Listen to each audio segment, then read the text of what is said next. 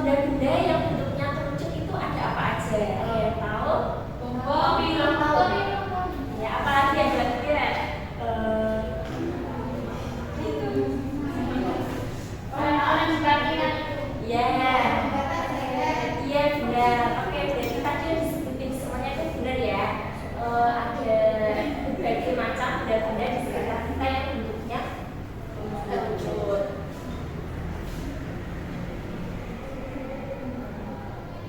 Nah ini ya tadi benda-benda di sekitar kita yang bentuknya kerucut tadi benar banget tadi yang disebutin ada tumpeng, lalu topi ulang tahun, caping dan sebagainya itu. Oke, sekarang di sini ada contoh untuk daun ruang kerucut yaitu topi ulang tahun. Nah di sini bisa dilihat ya. Ibu mau tanya untuk alas dari daun kerucut topi ulang tahun ini bentuknya apa? Ini untuk topi ulang tahunnya alasnya yaitu bentuknya lingkaran. Nah kalau tinggi dari kerucut itu ada ya benar. Jadi dari titik puncak tegak lurus ke titik pusat dari lingkarannya. Betul sekali. Jadi bangun ruang kerucut ini merupakan bangun ruang yang dibatasi oleh bagian sisi alas dan juga bagian sisi lengkungnya ya. Nah ini dia pengertiannya tadi, yaitu adalah bangun ruang yang dibatasi oleh sebuah sisi alas berbentuk lingkaran yaitu bawahnya sini dan juga sebuah sisi lengkung yang melingkar.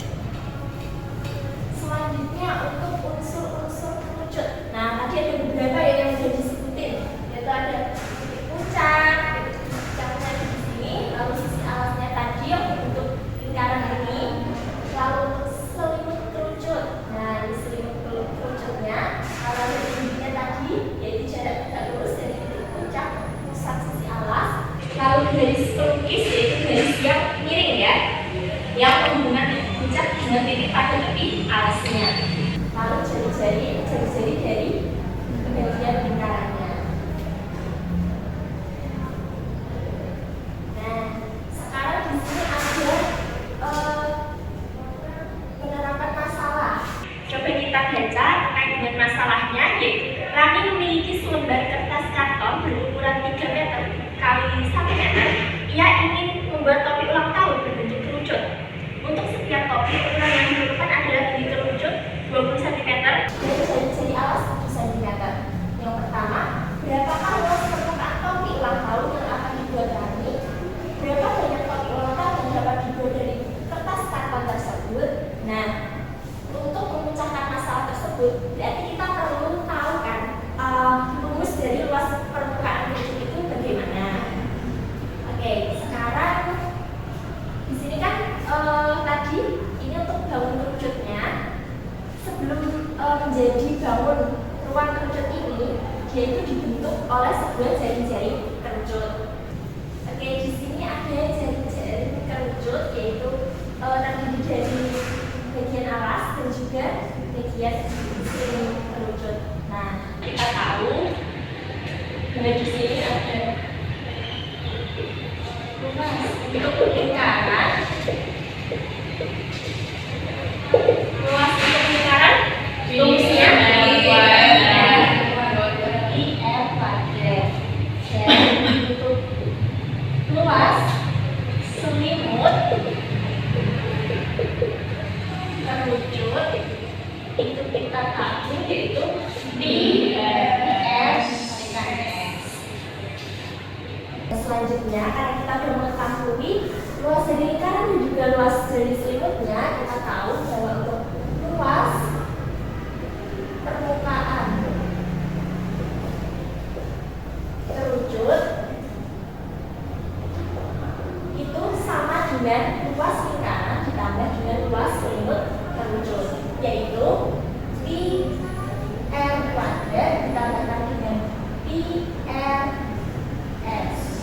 Jadi kita tahu bahwa pi r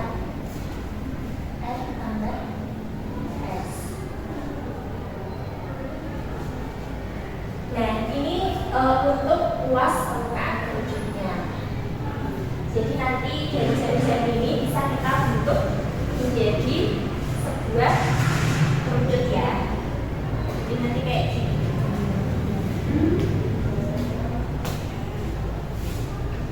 Oke. Nah ini ya untuk rumus luas permukaan kerucut tadi dengan itu 27 atau mendekati 3,14 dan juga N yaitu jari-jari utamanya dan S-nya garis pelukis. Oke, di sini ada tugas kelompok terkait dengan masalah tadi ya. Nanti kita akan mengerjakan masalah tadi terkait dengan kerucut ini luas permukaan dengan per kelompok saja. Nanti kelompoknya kita bagi sini aja per garis saja. Nanti di sini untuk kelompok A, ini kelompok B, belakang kelompok C dan belakangnya lagi sampingnya kelompok D.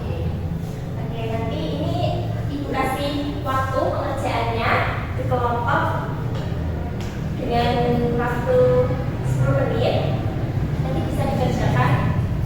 Sekarang bisa dikerjakan. Silakan.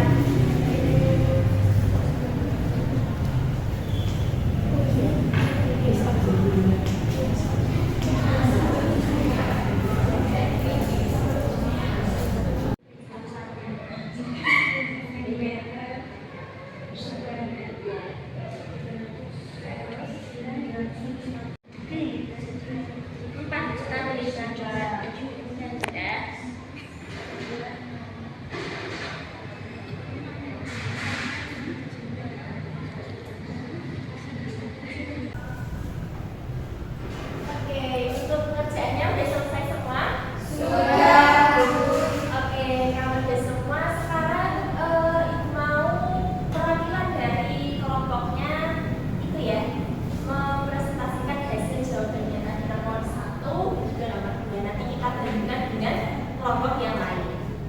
Untuk kelompok pertama dulu, kelompok A. Jawabannya berapa? Yang nomor 1? Jawabannya 165,76 cm kuadrat. Yang kedua? Yang kedua 64 topi. Oke. Selanjutnya untuk kelompok C. Hasil luas permukaannya adalah 465,76 cm persegi dan untuk jumlah topinya 64 topi. Oke. Jadi sama ya tadi? Ya. Oke. Untuk selanjutnya kelompok B. Sama juga Bu, yang luas